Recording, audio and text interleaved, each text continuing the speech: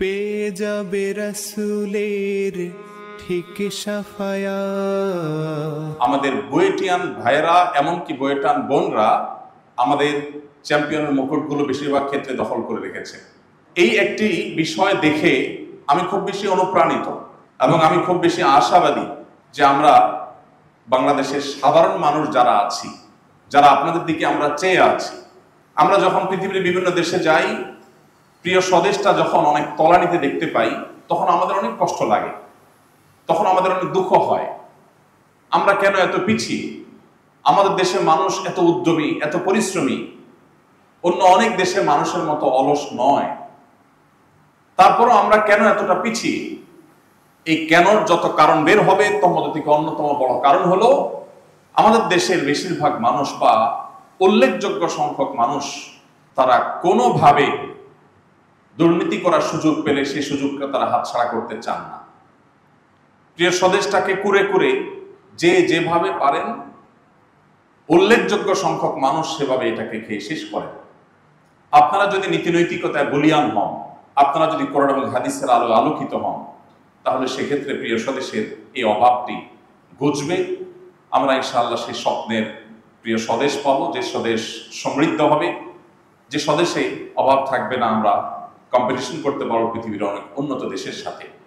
তো আমরা যে সেই আগামীর পথেই হাঁটছি, দিনই ক্ষেত্রে, ধর্মীয় ক্ষেত্রে, এমনকি ইসলামিক কম্পিটিশনগুলোতে আমাদের বুয়েটিয়ান ভাইদের বোনদের যে চলমান অগ্রসরতা আছে, তাদের একের পর এক যে আমরা দেখতে পাচ্ছি যে তাদের ভালো ভালো জায়গাগুলো তারা দখল করছেন, এখান থেকে আমার আশা হয়, আমি স্বপ্ন দেখি যে সেদিন বোধহয় বেশি দূরে নয়, যেদিন আমাদের কষ্টগুলো ঘুচে যাবে, এই দেশ দুর্নীতিমুক্ত হবে, এই দেশ আলোকিত হবে, পৃথিবীর অন্যান্য দেশের মতো আমরা ইনশাআল্লাহ ভালো একটা জায়গায় যেতে পারবো। আল্লাহ তাআলা আমাদের সবাইকে সেই তৌফিক দান করুন। সম্মানিত ভাইরা, প্রিয় নবী সাল্লাল্লাহু আলাইহি সাল্লামের জীবনী নিয়ে নানামুখী আলোচনা আপনারা শুনেছেন, তার জীবনের বিভিন্ন দিক নিয়ে আপনারা কথা শুনেছেন। আমি একটি সুনির্দিষ্ট দিকের উপর কিছু কথা বলতে চাই, আর সেটি হলো, আজ গোটা বিশ্বে আমরা যারা নিজেদেরকে মুসলমান পরিচয় দিই, আমাদেরকে যে কয়েকটি বিষয় দিয়ে সবচেয়ে বেশি আঘাত করা হয়, তার মধ্যে থেকে একটি হলো ইসলাম তথা মুসলমানদেরকে আমাদের মা বোনদের মুখোমুখি দাঁড় করাবার একটা চেষ্টা বিভিন্ন প্রান্তে আপনারা দেখতে পাবেন। আমাদের স্বদেশেও আছে, দেশের বাইরেও আছে। আমি আজ সেজন্য প্রিয় নবী সাল্লাল্লাহু আলাইহি সাল্লামের যে অবদান আছে বিশ্ব মানবতার প্রতি, তার মধ্যে থেকে এই জায়গাটাতে ফোকাস করতে চাই, সংক্ষেপে কিছু কথা আরজ করতে চাই যে আমাদের প্রিয় নবী সাল্লাল্লাহু আলাইহি ওয়াসাল্লাম নারী মুক্তিতে তিনি কি অবদান রেখেছেন, তিনি নারী জাতিকে কোন জায়গায় পেয়েছিলেন এবং কোন জায়গায় রেখে গেছেন। আমরা শুধুমাত্র এই তুলনাটা আপনাদের সামনে আজ উপস্থাপন করতে চাই। আমরা যারা ইতিহাসের পাঠক, কম বেশি আমরা সবাই জেনে থাকব যে প্রিয় নবী সাল্লাল্লাহু আলাইহি সাল্লামের আবির্ভাবের পূর্বে, তাঁর আত্মপ্রকাশের পূর্বে, তখনকার আরব সমাজে নারীর যে অবস্থান ছিল, সেই অবস্থানটা কোরআনে কারীমের বিভিন্ন জায়গায় আল্লাহ তাআলা উল্লেখ করেছেন। আমরাও কম বেশি সবাই জানি। আমি শুধুমাত্র কয়েকটি পয়েন্ট আকারে বলতে চাই। প্রিয় নবী সাল্লাল্লাহু আলাইহি সাল্লাম যেই সমাজে এসেছেন, যেই পৃথিবীতে এসেছেন, ওই পৃথিবীতে বিশেষ করে আরবদের মধ্যে একটা প্রথা ছিল যে নারী হিসেবে জন্মগ্রহণ করার কারণে বাবা মায়ের সম্পদে বা কারোর সম্পদে, স্বামী হোক, বাবা হোক, ছেলে হোক কিংবা অন্য কেউ হোক, কারোর সম্পদে নারীর কোনো প্রকার উত্তরাধিকার পাওয়ার সুযোগ ছিল না। নারীর জন্য কোনো হিস্সা রাখা ছিল না কোনো সম্পদে। এবং তখন বলা হতো যারা যুদ্ধের জন্য উপযুক্ত তারাই শুধুমাত্র পরিত্যক্ত সম্পদের ভাগ পাবে, অন্য কেউ নয়। নবী করিম সাল্লাল্লাহু আলাইহি সাল্লামের আবির্ভাবের পূর্বে তখনকার আরব বিশ্বের মানুষের মধ্যে এই প্রথা প্রচলিত ছিল যে কোনো নারী তিনি যখন স্ত্রী হিসাবে কোথাও আবির্ভূত হবেন, স্বামীর কাছে তার কোনো অধিকার থাকবে না, তার শুধু কর্তব্য থাকবে স্বামীর প্রতি। স্বামীর কাছ থেকে তার প্রাপ্য কোনো অধিকার সেই সমাজে মোটেও ছিল না। আরেকটি বেশ ভয়ঙ্কর দিক ছিল যে তালাকের কোনো সংখ্যা ছিল না। একজন মানুষ তার স্ত্রীকে যত খুশি তত তালাক দিতে পারত, যতবার খুশি ততবার তালাক দিতে পারত, কোনো ডিসিপ্লিন ছিল না। জাস্ট একটা হাতের পুতুল নিয়ে মানুষ যেরকম খেলা করে, নিজের ঘরের স্ত্রীকে নিয়ে সেভাবে মানুষ তামাশা করতে পারত, যা খুশি তা করতে পারত। আবু দাউদে বর্ণিত এক হাদিসে নবী করিম সাল্লাল্লাহু আলাইহি সাল্লামের আবির্ভাবের পূর্বের মক্কার মুশরিকদের অবস্থা বর্ণিত হয়েছে যে তখন বিবাহেরও কোনো সংখ্যা নির্ধারিত ছিল না, যার যা খুশি তা সে করতে পারত। মাতৃজাতিকে এমন একটি জায়গায় তখনকার মানুষজন রেখে দিয়েছিল যেন একটি ঘরের যত আসবাবপত্র আছে, একজন মানুষের 10টি সম্পদ যেরকম আছে, তার যে সম্পত্তি আছে এরকম সম্পদ নয়, তার যে সম্পত্তি আছে অন্য 10টি, সেরকম একটি সম্পত্তি মনে করা হতো নারীকে। এবং সেজন্য তার সাথে আচরণ করা হতো একজন মানুষ হিসাবে নয়, একজন মানুষের তখনকার সবচাইতে দামি সম্পদ ছিল বিভিন্ন রকমের মূল্যবান পশু। সবচাইতে বড় মূল্যবান অ্যাসেট মনে করা হতো পশুকে, ঘোড়া, ওট, বকরি, বিভিন্ন রকমের পশু। নারীকে অনেকটা সেই জায়গায় তখনকার মানুষজন দেখত। প্রিয় ভাইরা আমার, প্রিয় নবী সাল্লাল্লাহু আলাইহি সাল্লাম যে সমাজে এসেছেন সেই সমাজে মাসিক হলে একটা পর্যায়ে এসে সে নারীদেরকে গোয়ালের অন্যান্য যে সমস্ত চতুষ্পদ জন্তু ছিল, পশু ছিল, সেই সমস্ত পশুদের সাথে গোয়ালে রাখা হতো অনেক সমাজে। অর্থাৎ স্বামী তার নিজের ঘরে রাখার উপযুক্ত আর তখন মনে করত না। স্বামী যখন মারা যেতেন তখন তাদেরকে অন্যত্র বিবাহ করতে বাধা দেওয়া হতো। এমন জঘন্য জঘন্য কালচার ছিল, তার সবগুলো আসলে মুখে উল্লেখ করাও কঠিন। নোংরামি এমন চরম পর্যায়ে পৌঁছেছে যে সেগুলো আসলে পাবলিক প্লেসে আজকালকার পৃথিবীতে বলাটাও কঠিন। তার একটি শুধুমাত্র উল্লেখ করার মতো, কোনো মানুষ যখন মারা যেত, তার যত সন্তান আছে, তার যদি কোনো স্ত্রী থাকতো, অন্য স্ত্রীর গর্ভে জন্ম নেয়া ছেলেরা সেই বাবার রেখে যাওয়া স্ত্রী অর্থাৎ সৎ মাকে বিবাহের জন্য সবচেয়ে বেশি অগ্রাধিকার মনে করতো তখনকার সমাজ। কারণ বাবা যে সমস্ত সম্পদ রেখে গেছে, সম্পত্তি রেখে গেছে, অ্যাসেট রেখে গেছে, মনে করতো বাবার স্ত্রী এই সৎ মাও একটা অ্যাসেট, অতএব ছেলে যেহেতু বাবার অন্যান্য অ্যাসেটের মালিক হয়, সেই হিসাবে এটারও সে মালিক। নোংরামি কোন পর্যায়ে ছিল তার অনেকগুলো উদাহরণ আছে, যে উদাহরণ আসলে পাবলিক প্লেসে বলার মতো না। আমি এখানে থামবো। সর্বশেষ যে পয়েন্টটি বলতে চাই তা আপনাদের সবার জানা আছে। আল্লাহ রাব্বুল আলামিন কোরআনে কারিমে বলেছেন, ওয়াইযা বুশশিরা আহাদুহুম বিল উনসা যাল্লা ওয়াজহুহু মুসওয়াদ্দান ওয়া হুয়া কাযীম ইয়াতাওয়ারা মিনাল কওম মিন সুই মা বুশশিরা বিহি। আল্লাহ সুবহানাহু ওয়া তাআলা বলেছেন, যখন কাউকে বলা হতো যে তোমার কন্যা সন্তান হয়েছে, এই সংবাদ শোনা মাত্র তার মুখ কালো হয়ে যেত এবং সে লুকোচুরি করতে থাকতো, লোকচক্ষুর আড়ালে যাওয়ার চেষ্টা করত, মানুষের সামনে লোকালয়ে আসতে চাইতো না। কেন? কারণ তার কন্যা হয়েছে, এই লজ্জা সে মুখ লুকাতে চাইত। আল্লাহ রাব্বুল আলামিন কোরআনে কারিমে বলেছেন, ওয়াইদাল মাউউদাতু সুইলাত বিআইয়ি যামবিন কুতিলাত। বারবার এই সূরা আমরা তেলাওয়াত করি, নামাজে শুনি, পাঠ করি। সেই তখনকার বর্বরতার চিত্র কোরআনে আল্লাহ রাব্বুল উল্লেখ করে বলেছেন, তোমরা স্মরণ করো সেই কিয়ামতের কথা, যেদিন অপরাধী বাবাকে জিজ্ঞাসা করা হবে যে তোমার কন্যাকে যে তুমি জীবন্ত পুঁতে ফেলেছিলে, কবরে পুঁতে ফেলেছিলে জীবন্ত কন্যাকে, মিথ্যা প্রলোভন দিয়ে কবর খুঁড়ে সেই কবরের পাড় থেকে নিজের কন্যাকে নিজে হাতে ধাক্কা দিয়ে ফেলে দিয়ে মাটি চাপা দিয়ে মেরে ফেলেছিলে, কি অপরাধ ছিল সে মেয়ের? এই জবাব দিতে বাধ্য করা হবে যখন অপরাধী পিতাকে তোমরা স্মরণ করো সেই দিনের কথা। প্রিয় নবী সাল্লাল্লাহু আলাইহি সাল্লাম যে সমাজে এসেছেন সেই সমাজের নারীর অবস্থা ছিল এমন, হয়তো আর অনেক দীর্ঘ আলোচনা করা যেত, কিন্তু আমি এখানে শেষ করছি।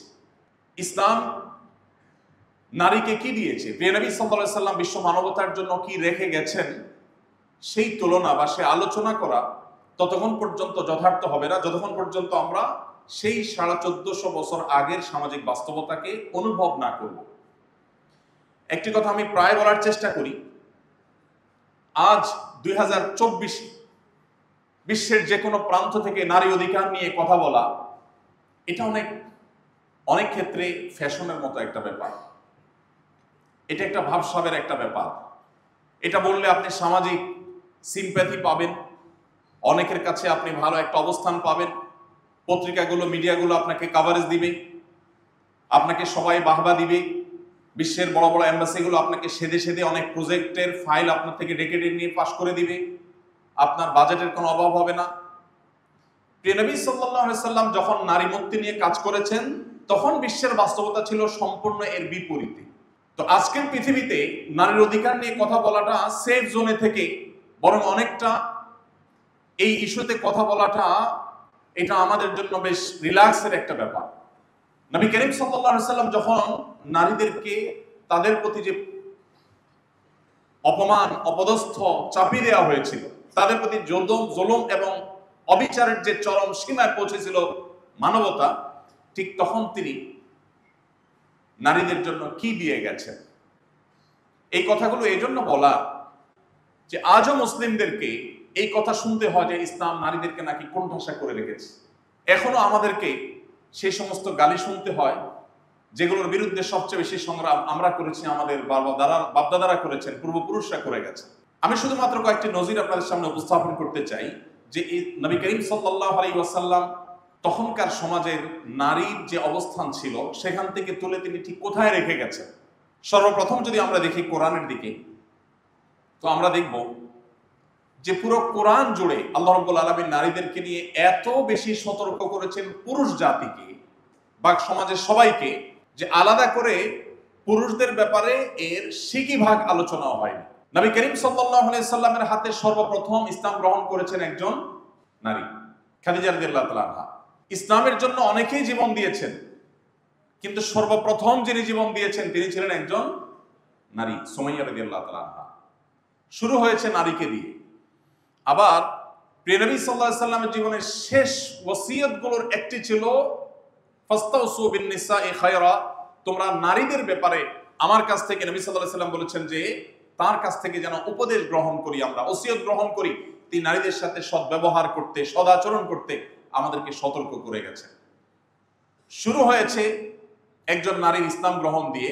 আর নবী সাল্লাল্লাহু আলাইহি সাল্লাম যখন পৃথিবী থেকে বিদায় নেন, তখনও তিনি নারীর অধিকারের কথা বলতে বলতে নারীর প্রতি একজন পুরুষ হিসাবে, সমাজের একজন সদস্য হিসাবে আমরা দায়িত্বশীল আচরণ যেন করি, সেই জন্য তিনি বলেছেন ফাস্তাউসু বিন নিসাই খায়রা। প্রিয় ভাইরা, আপনি যদি কোরআনের পাতা করেন আপনি দেখবেন কোরআন আমাদেরকে বলেছে ওয়াশিরুহুন্না বিল মারুফ, তোমরা নারীদের সাথে, পুরুষদেরকে আল্লাহ তাআলা নির্দেশ করছেন, স্বামীদেরকে আল্লাহ নির্দেশ করছেন তাদের সাথে সদাচরণ করো, সুন্দরভাবে জীবনযাপন করো, অসুন্দরভাবে খারাপভাবে তাদের সাথে জীবনযাপন করবে না। আল্লাহ রাব্বুল আলামিন বলছেন ওয়ালাহুন্না মিসলুল্লাযী আলাইহিন্না, মেয়েদের উপর কর্তব্য যেমন আছে তাদের অধিকারও আছে। অতএব তোমরা যারা তাদের কর্তব্যগুলো নিয়ে খুব বেশি সজাগ, তাদের অধিকারগুলোর ব্যাপারেও তোমরা সজাগ থাকবে, তাদের প্রাপ্য রয়েছে। আল্লাহ রাব্বুল আলামিন কোরআনে বলেছেন ফালা তা'দুলুহুন, কোন নারীর যখন স্বামী মারা যায় তখন তিনি বা তালাকপ্রাপ্ত হন, তখন তিনি অন্যত্র বিবাহ বসতে গেলে, অন্য কারোর সাথে বিবাহ করতে গেলে তাকে তোমরা বাধা সৃষ্টি করবে না। দুর্ভাগ্যজনক বাস্তবতা হলো যে আজও আমাদের সমাজে কোনো তালাকপ্রাপ্ত নারী বা কোনো বিধবা নারী অন্যত্র বিবাহ তার হতে গেলে সমাজে নানা রকম কটু কথা বলার লোক এখনো আছে। আপনি কোরআন যদি খোলেন দেখবেন নারীদের সম্পর্কে সতর্ক করে আল্লাহ রাব্বুল আমাদেরকে বলেছেন ওমাত্তিউহুন্না আলাল মুসিআ কাদারুহু আলাল মুকতিরি কাদারুহু, কোন কারণে যদি বিচ্ছেদ হয়ে যায়, তালাক হয়ে যায়, তাহলে খবরদার তোমরা যারা সচ্ছল তারা তাদের সামর্থ্য অনুযায়ী, যারা অসচ্ছল তারা তাদের অবস্থা অনুযায়ী তোমাদের সে তালাকপ্রাপ্তা স্ত্রীদের ভরণ পোষণ, ইদ্দত শেষ হওয়া পর্যন্ত সেটার বন্দোবস্ত তোমরা করবে। আল্লাহ রাব্বুল আলামিন আরো নির্দেশ করেছেন আমাদেরকে আসকিনুহুন্না মিন হাইথু সাকানতুম মিন ওয়াজিদিকুম, তোমরা যেরকম বাসায় বসবাস করো, তোমরা যেরকম লাইফস্টাইল মেনটেন করো, তালাক হয়ে গেলেও, তালাকের আগে তো বটেই, এমনকি বিচ্ছেদ হয়ে গেলেও তোমরা তোমাদের স্ত্রীদের ইদ্দত পালন শেষ হওয়ার আগ পর্যন্ত ঠিক সেই রকম তোমাদের মতো করে সেরকম বাসা বাড়ি, সেরকম থাকার ব্যবস্থা এবং সেরকম জীবনযাপনের ব্যবস্থা তোমরা করবে, এটা তোমাদের কর্তব্য। আল্লাহ সুবহানাহু ওয়া তাআলা আরো বলেছেন ওয়ালা তুদাররুহুন্না লিতুদাইয়িকু আলাইহিন্না, মেয়েদের সিদ্ধান্ত গ্রহণ করবার যে স্বাধীনতা শরীয়ত তাদেরকে দিয়েছে সেখানে কোনো প্রকার সংকীর্ণতা তোমরা সৃষ্টি করবে না।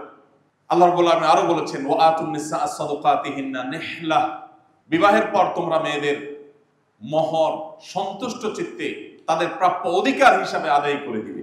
আল্লাহ আরো বলেছেন ওয়াতুহু মিম্মালিল্লাহিল্লাযী আতাকুম, আল্লাহ তাআলা তোমাদেরকে যে সম্পদ দিয়েছেন সেখান থেকে তাদেরকে তাদের প্রাপ্য সম্পদ বুঝিয়ে দাও।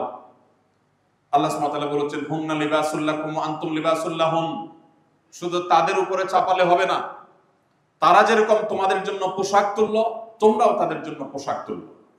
আল্লাহ তাআলা আরো বলেছেন ফালা তাবগু আলাইহিন্না সাবিলা, তোমাদের স্ত্রীদের ব্যাপারে তাদের বিরুদ্ধে কোন প্রকার ক্ষতি সাধন করবার জন্য, তাদের অধিকার খর্ব করার জন্য কোন পথ অনুসন্ধান করার চেষ্টা তোমরা করতে যাবে না। আল্লাহ তাআলা বলেছেন লা ইয়াহিল্লু লাকুম আন তারিথুন নিসাআ কারহা, কোন নারীর পরিত্যক্ত সম্পদ জবরদখল করা, ভাই হয়ে বোনের সম্পদ মেরে দেওয়া, স্বামী হয়ে স্ত্রীর সম্পদে দখলদারিত্ব প্রতিষ্ঠা করা, খবরদার এই কাজটি তোমরা কেউ করতে যাবে না। আল্লাহ সুবহানাহু ওয়া তাআলা বলেছেন লা তা'দুলুহুন্না লিতাযহাবু বিবা'দি মা আতাইতুমুহুন, তোমরা স্ত্রীকে মোহর হিসেবে যা দিয়েছ বা উপহার উপঢৌকন হিসেবে যা দিয়েছ, তাদের প্রাপ্য অধিকার হিসেবে যা দিয়েছ, ছলে বলে কৌশলে সেটা নেওয়ার জন্য ফন্দি ফিকির আবার করতে যাবে না। আল্লাহ রাব্বুল আলামিন বলেছেন ফাইমসাকুম বিমারুফ আও তাসরিহুম বিইহসান, সংসার করতে হলে সুন্দরভাবে ভদ্রলোকের মতো তাদের সাথে সুন্দর আচরণ করে সংসার করবে, অথবা বিচ্ছেদ করতে চাইলে সেটাও সুন্দরতম উপায়ে তোমাকে শরিয়া সম্মতভাবে কোন প্রকার অনিষ্ট করা ছাড়া, দুরাচরণ করা ছাড়া সেটি করতে হবে। প্রিয় ভাইরা আমার, এভাবে যদি শুধুমাত্র নারীদের সম্পর্কে সমাজের সাধারণ সর্বস্তরের মানুষকে আলাদা আলাদা যে নির্দেশগুলো আল্লাহ তাআলা করেছেন, নবী সাল্লাল্লাহু আলাইহি সাল্লামের উপর যে ওহী নাযিল করেছেন, সেগুলো যদি আমরা বলতে থাকি তাহলে বহর আরো অনেক বড় হয়ে যাবে। আমি এখানে শেষ করছি। নবী সাল্লাল্লাহু আলাইহি সাল্লাম বলেছেন, আমরা সবাই কম বেশি জানি, খায়রুকুম লিআহলি, তোমাদের ভিতরে সবচেয়ে ভালো মানুষ কে? আমি একটা কথা প্রায় বলি, আমাদের দেশে চারিত্রিক সনদপত্র দেওয়ার জন্য অথরিটি হলো আমাদের জনপ্রতিনিধিরা, আমাদের কমিশনার, মেম্বার সাহেব, চেয়ারম্যান সাহেবরা আমাদের চারিত্রিক সনদ দেন। অথচ আমাদের নামে মামলা মোকদ্দমা আছে কিনা, আমাদের বিরুদ্ধে কোনো অভিযোগ আছে কিনা, গোয়েন্দা সংস্থার কোনো তথ্য আছে কিনা, বা সামাজিক কোনো অপরাধের কোনো তথ্য, কোনো রেকর্ড আছে কিনা, এগুলো বড়জোর তারা বলতে পারে। নবী সাল্লাল্লাহু আলাইহি সাল্লামের এই হাদিসের দিকে তাকালে আমরা দেখি যে না, চারিত্রিক সনদপত্র দেওয়ার অধিকার বা রাইট আসলে সবচেয়ে বেশি হলো স্ত্রী। নবী সাল্লাল্লাহু আলাইহি সাল্লাম বলেছেন খায়রুকুম লিআহলি, তোমাদের মধ্যে সবচেয়ে ভালো মানুষ সে যে তার স্ত্রীর কাছে ভালো। অর্থাৎ কোন পুরুষ যদি বুক টান টান করে এই কথা বলার সৎ সাহস রাখে যে আমার স্ত্রী আমাকে এজ এ মানুষ, ভালো মানুষ, এই কথার সার্টিফিকেট দিবে, স্বীকৃতি দিবে, সে পুরুষ আল্লাহর কাছেও ভালো, আল্লাহ রাসূলের কাছেও ভালো, মুসলিম হিসেবেও ভালো। আর যদি এই কথা বলার মতো বুকে সাহস না থাকে, তাহলে সেক্ষেত্রে তার ভালো মানুষ নিয়ে যথেষ্ট সন্দেহ আছে। আমরা অনেকেই বাহিরে ভালো, কিন্তু আমাদের বাসা বাড়ির চোহর দিতে আমরা অনেকে কিন্তু ভালো না। আমি এই জন্য প্রায় বলার চেষ্টা করি, যারা বিবাহিত আছেন তারা বাসায় গিয়ে মিসেসকে জিজ্ঞাসা করবেন যে নবী করিম সাল্লাল্লাহু আলাইহি সাল্লাম বলেছেন সবচেয়ে ভালো তোমার কাছে যদি হতে পারে তাহলে নাকি আসলে আমি ভালো। অ্যাকচুয়ালি আমার অবস্থানটা তোমার কাছে কি, আমি মানুষটা কেমন, এটা জিজ্ঞেস করলে উত্তরে যদি আপনি হাসি পান, রিপ্লাইতে যদি হাসি পান, তাহলে বুঝবেন যে অবস্থা খারাপ। কারণ আপনার স্ত্রী যদি আপনাকে এর উত্তরে হেসে দেন, তাহলে তার মিনিং হবে যে তুমি মানুষ কেমন এটা জিজ্ঞেস করতে আসছো, এর উত্তর দিয়ে আমি আবার কোনটার সম্মুখীন হই। আর যদি আপনার ভেতর বলে যে না, আমার স্ত্রী আমার অগোচরে অন্যদের কাছেও আমাকে নিয়ে তার শত অভিযোগ থাকতে পারে, কিন্তু দিন শেষে আমাকে সে ভালো মানুষের স্বীকৃতি দিবে, এই স্বীকৃতি যদি আপনি পেতে পারেন তাহলে আপনি আল্লাহর কাছেও ভালো। নবী সাল্লাল্লাহু আলাইহি সাল্লাম এখানে শেষে বলছেন ইন্টারেস্টিং কথা, তার নিজের একান্ত ব্যক্তিগত তথ্য তিনি বলছেন ওয়া আনা খায়রুকুম লিআহলি, তোমাদের সবাই নিজের স্ত্রীর কাছে যতটা ভালো হতে পারো, আমি আমার স্ত্রীদের কাছে সবচাইতে ভালো। তোমাদের মধ্যে স্ত্রীদের কাছে সবচাইতে ক্লিন ইমেজের মানুষ আমি নবী সাল্লাল্লাহু আলাইহি ওয়াসাল্লাম, তার কথা তিনি বলেছেন। প্রিয় ভাইরা আমার, নবী সাল্লাল্লাহু আলাইহি ওয়াসাল্লামের আপনারা জানেন তার অনেক স্ত্রী ছিল। একজন স্ত্রীরই মন জয় করতে আমাদের অবস্থা খারাপ হয়ে যায়, সেখানে এতজন স্ত্রী ছিল। আপনি সিরাত গ্রন্থগুলো যদি অধ্যয়ন করেন, খোলেন, পড়েন, দেখবেন এমনকি অমুসলিমদের লেখা নবী সাল্লাল্লাহু আলাইহি ওয়াসাল্লামের জীবন চরিত্র যদি আপনি পড়েন, আপনি বিস্মিত না হয়ে পারবেন না। তার ব্যাপারে তার কোনো স্ত্রীর বিন্দু মাত্র কোনো অনুযোগ, কোনো অভিযোগ, কখনো কোনো নেতিবাচক মন্তব্য বা অপ্রাপ্তির কোনো কথা আপনি দেখাতে পারবেন না। তিনি কোনোদিন কোনো নারীর গায়ে হাত তোলেননি। বদর যুদ্ধের, উহুদ যুদ্ধের একটা ঘটনা, এক সাহাবীকে নবী করিম সাল্লাল্লাহু আলাইহি ওয়াসাল্লাম তার তরবারি দিয়েছিলেন, যাও শত্রু পক্ষের সঙ্গে লড়াইয়ে লিপ্ত হও। নবী করিম সাল্লাল্লাহু আলাইহি ওয়াসাল্লামের তরবারি দেওয়াটা ছিল তার জন্য একটা অনুপ্রেরণা, যে নবীজি তার তরবারি আমাকে দিয়েছেন। তিনি অতিরিক্ত শক্তি এবং অতিরিক্ত সাহস তিনি অনুভব করছিলেন। যখন তিনি লড়াই করছিলেন উহুদ যুদ্ধের একটা পর্যায়ে আমরা জানি যে মুসলমানরা বেশ কোণঠাসা ছিলেন। ঠিক ওই সময়টাতে তিনি দেখতে পেলেন যে দূর থেকে কোনো একজন মানুষ মুসলিমদেরই কোনো একজন সদস্যকে হত্যা করবার পর তার বুক কেটে তার কলিজা বের করে চিবাচ্ছে। এরকম একটা দৃশ্য তিনি দূর থেকে অনুভব করতে পেরে অত্যন্ত ক্রোধান্বিত হয়ে সেই তরবারি নিয়ে দৌড়াতে দৌড়াতে গেলেন। কাছে গিয়ে দেখলেন যে এই জঘন্য নৃশংস হত্যাকাণ্ডের পর এই নৃশংস কাজটি যিনি করছেন সেই মরা লাশের সাথে তিনি একজন মহিলা, আবু সুফিয়ানের স্ত্রী হিন্দা। নবী করিম সাল্লাল্লাহু আলাইহি সাল্লামের তরবারি হাতে থাকা সেই সাহাবী চাইলেই তখন তার গর্দান উড়িয়ে দিতে পারেন, কিন্তু তখন সাথে সাথে তিনি থেমে গেলেন এই জন্য যে তিনি পরে বর্ণনা করছেন যে আমি যখন দেখলাম এই অপরাধ সংগঠনকারিণী একজন নারী, আমি ভাবলাম আমার নিজের তরবারি দিয়ে তাকে আঘাত করতে পারতাম। আমার যে নবীজি সাল্লাল্লাহু আলাইহি সাল্লাম কোন নারীকে কখনো আঘাত করেননি, তার এই তরবারি দিয়ে এই নারী যত অপরাধী হোক নবীজির তরবারি দিয়ে আঘাত এটা আমি করব না, আমার বিবেক সায় দেয়নি। সেই তরবারি প্রবার জায়গায় রেখে তিনি ফেরত চলে আসলেন। প্রিয় ভাইরা আমার, সেই নবী সাল্লাল্লাহু আলাইহি সাল্লামের আনিত দ্বীনকে যখন আমাদের মা বোনদের মুখোমুখি দাঁড় করানো হয়, তখন মুসলিম হিসাবে আমাদের নতুন করে জানার তাগাদা অনুভব হয়, প্রয়োজন হয় যে নারীকে ইসলাম কি দিয়েছে, প্রিয় নবী সাল্লাল্লাহু আলাইহি সাল্লাম কোথায় রেখে গেছে।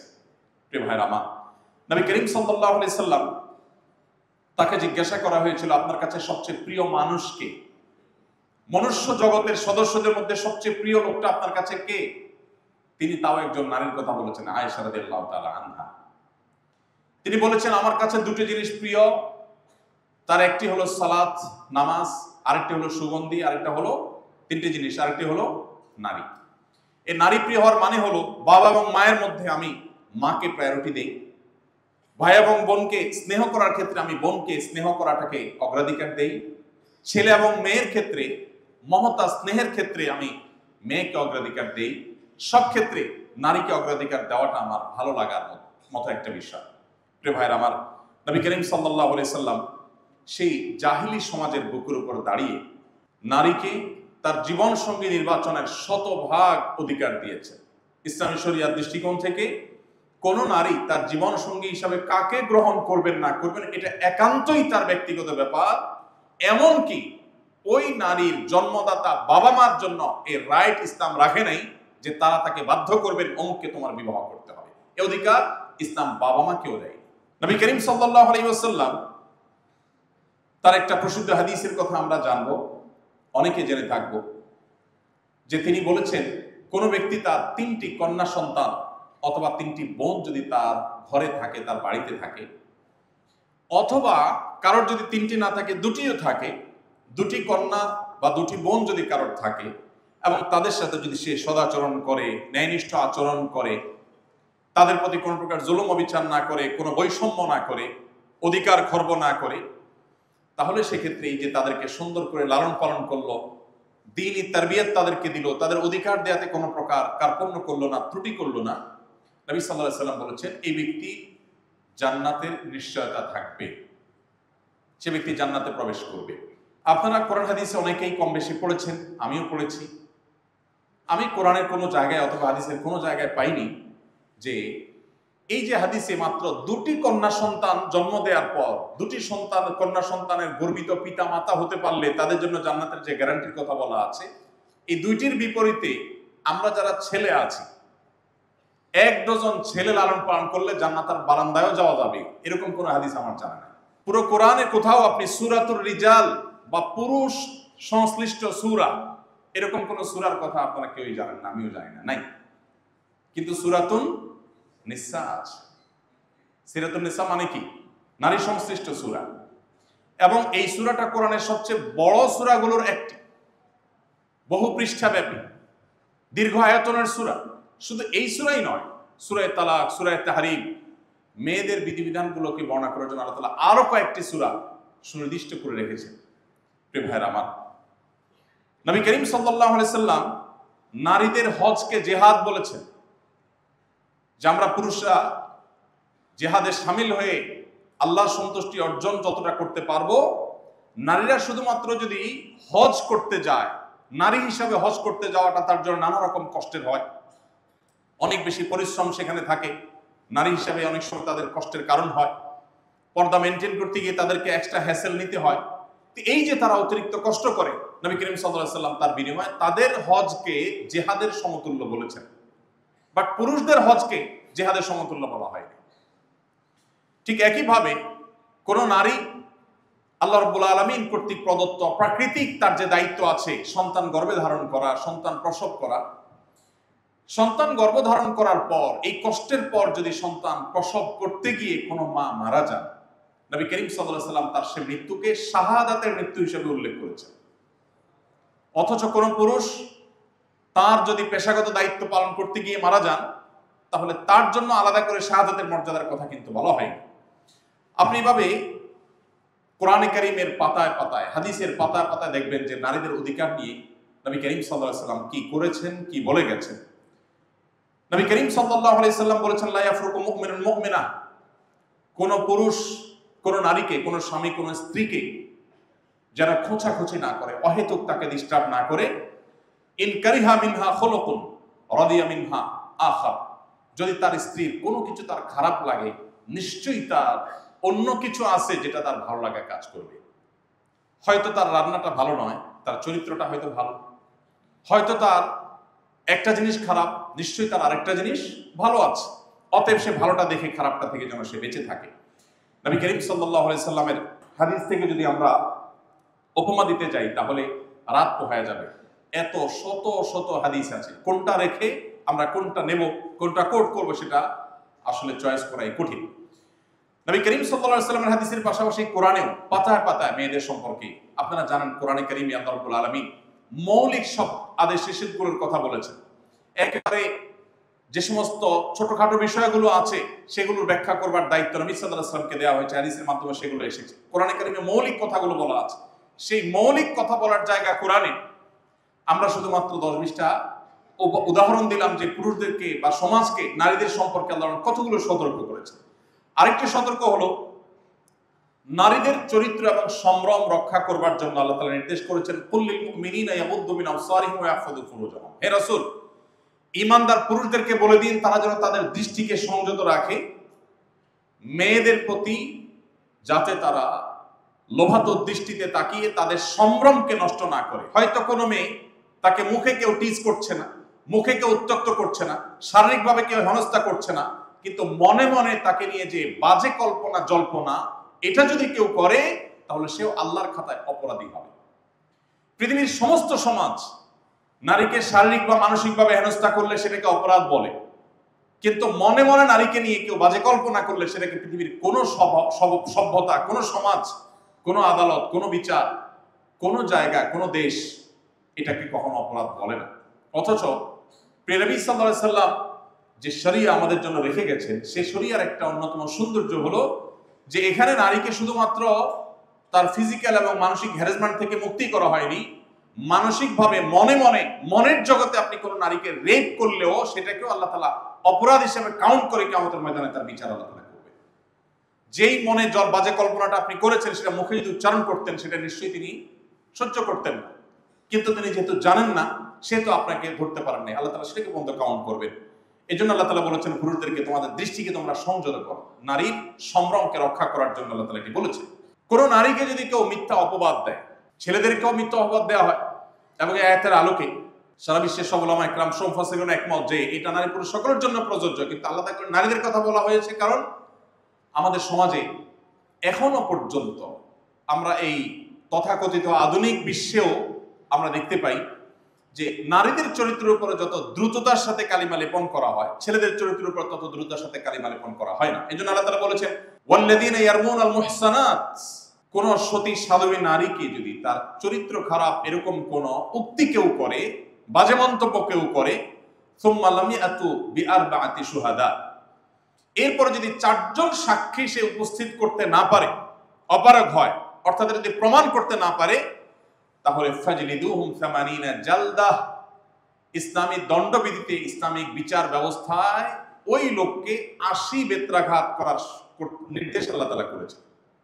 শুধু তাই নয়, কোরআন কারীমে আল্লাহ তাআলা আরো বলেছেন, এই রকম দোষে দোষী, অর্থাৎ কোন নারীর চরিত্রে কালিমা লেপন করে সেটাকে প্রমাণ করতে পারে নাই এমন ব্যক্তিকে আল্লাহ তাআলা লানত তার উপরে বর্ষিত হয় এবং তার সাক্ষ্য ওই শরিয়া আদালত আর কোনোদিন গ্রহণ করবে না।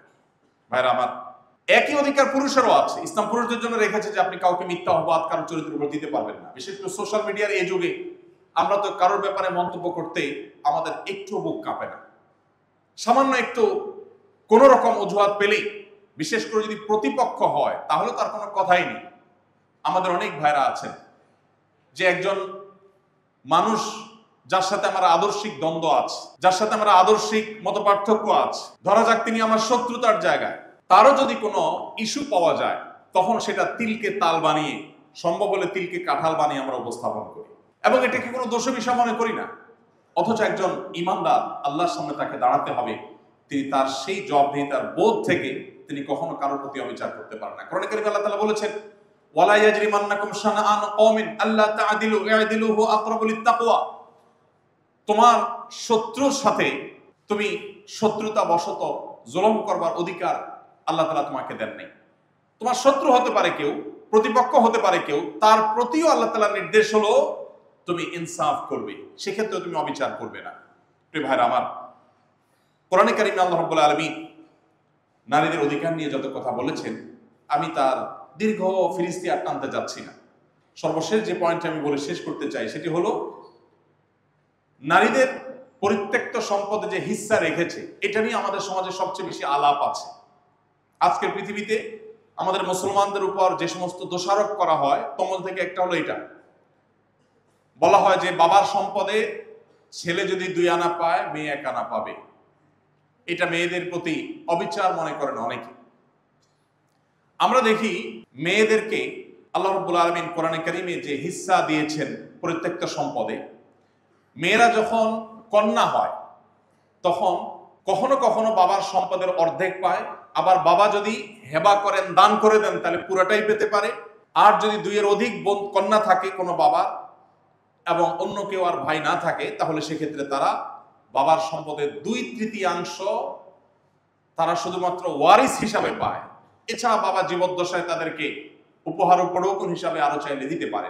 আর যদি নারী মা হন, তাহলে সেক্ষেত্রে কখনো মৃত ব্যক্তির টোটাল সম্পদের 1/3, 1/3 অথবা 6/1 পেতে পারে। এটা নির্ভর করে যে সন্তানের মা হিসেবে সম্পদ পাচ্ছেন, সেই সন্তানের ঘরে সন্তান আছে কিনা। সন্তান থাকলে তখন 6/1, আর কোনো সন্তান না থাকলে, নিজের ছেলের ঘরের বা মেয়ের ঘরে কোনো সন্তান না থাকলে, সেই ছেলে বা মেয়ের সম্পদ থেকে 1/3 পর্যন্ত পেতে পারে।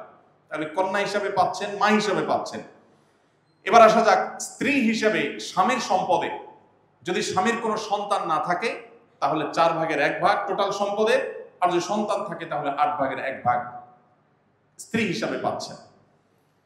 ঠিক একইভাবে বোন হিসাবেও ভাইয়ের সম্পদে একটা নির্দিষ্ট হিস্সা পাওয়ার সুযোগ এবং আপনার অপশন কিন্তু রয়েছে।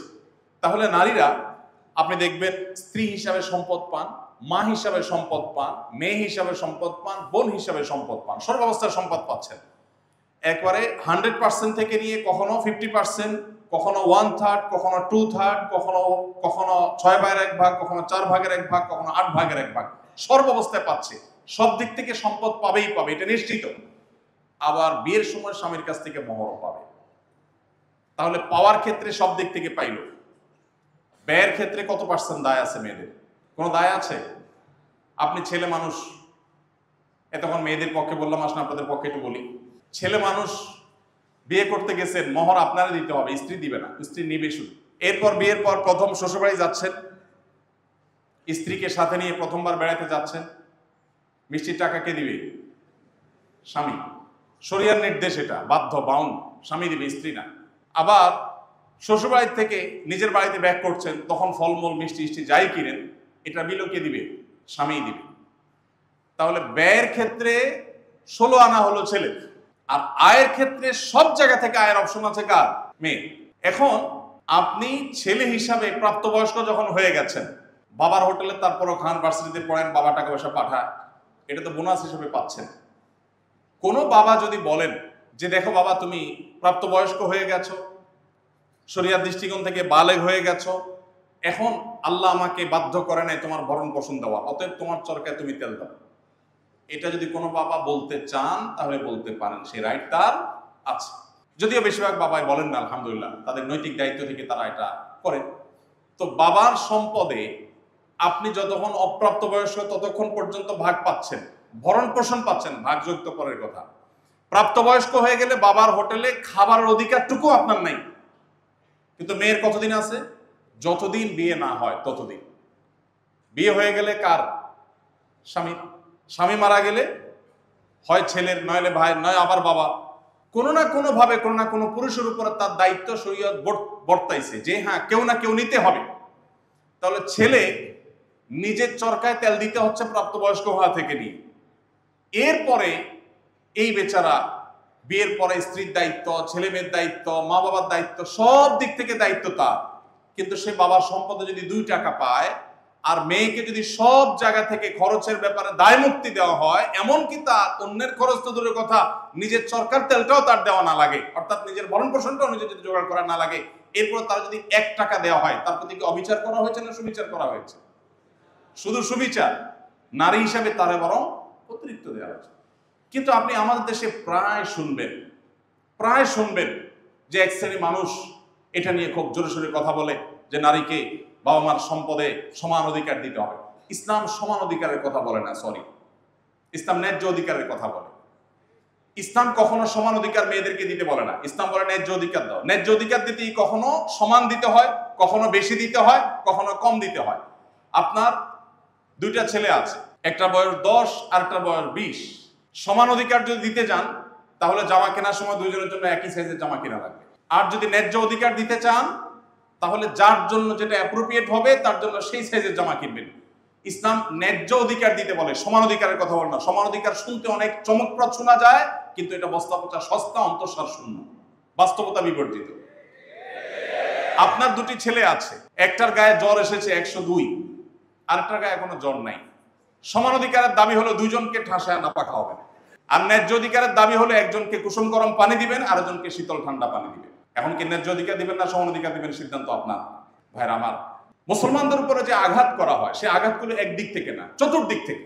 আপনারা জানেন আমাদের দেশেও একটা বিশেষ শ্রেণী মানুষ আছে, আর দেশের বাইরে তো আছেই, আমাদের মুসলমানদেরকে এমন ভাবে ট্রিট করা হয় যেন আমরা মুসলমানরা দুনিয়ার সমস্ত অশান্তির জন্য দায় আমাদের, আমরা সব অশান্তিকামী, আমরা সব উগ্র, আমরা সব সকল সমস্যার মূল। অথচ আপনি পৃথিবীর যেদিকে চোখ মেলবেন, পৃথিবীর পূর্ব থেকে পশ্চিম, উত্তর থেকে দক্ষিণ, যেদিকে তাকাবেন দেখবেন অস্ত্রের নিচে, বোমের নিচে শুধু মুসলমানের চেহারাই আছে। আফ্রিকায় সে গরিব দেশগুলোর সম্পদ লুণ্ঠন করছে পৃথিবীর মোড়ল রাষ্ট্রগুলো, যারা আমাদেরকে সারাদিন মানবতার সবক শোনায়, যারা সকাল বিকাল আমাদেরকে অধিকারের জিগির শোনায়। তারা ওপেন সিক্রেট, আমরা সবাই জানি, শান্তি রক্ষার নামে, শান্তি রক্ষা মিশনের নামে গরিব দেশগুলোর সম্পদ দিনে দুপুরে লুট করে নিয়ে আসছে মোড়ল রাষ্ট্রগুলো পৃথিবীর, আপনারা সবাই জানেন। এবং যেখানে জুলুম চলছে, যেখানে যুদ্ধ চলছে, সেখানে আপনি দেখবেন অস্ত্রের নিচে, বোমের নিচে মুসলমান না। সেটা ফিলিস্তিন বলেন, সেটা কাশ্মীর বলেন, সেটা বার্মা বলেন, সেটা সিরিয়া বলেন, সেটা ইরাক বলেন, সেটা আফ্রিকা বলেন, যেখানেই তাকাবেন, যেদিকেই যাবেন দেখবেন যে নির্যাতিত মানুষটি মুসলমান।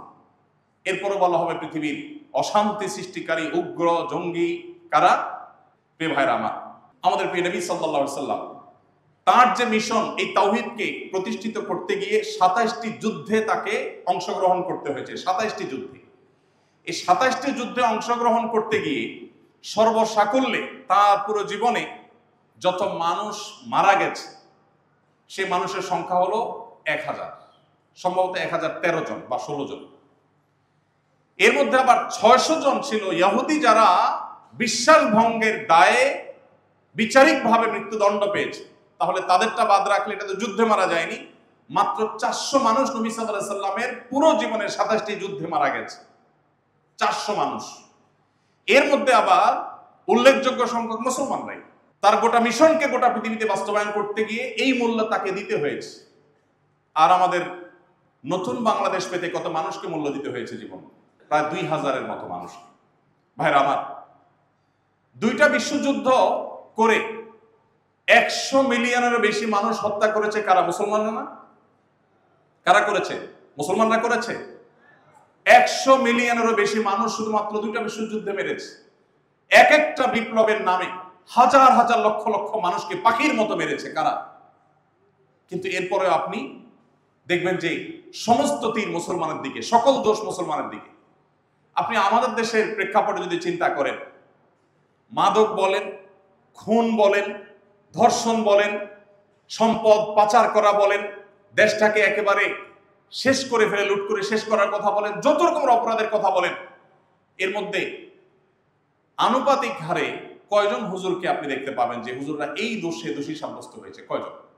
কিন্তু এরপরেও বাপখানা এমন যে দেশ এগিয়ে যাচ্ছিল মঙ্গল গ্রহের দিকে, শুধু হুজুররাই টেনে রেখেছিল।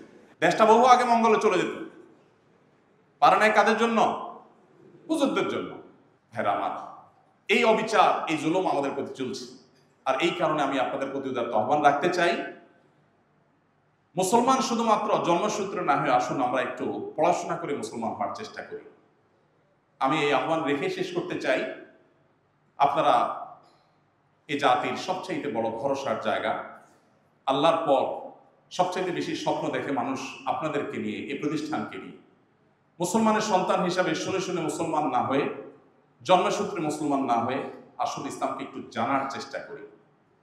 আমরা যদি ইসলামকে ভালোভাবে জানতে পারি, কেউ আমাদেরকে বিভ্রান্ত করতে পারবে না।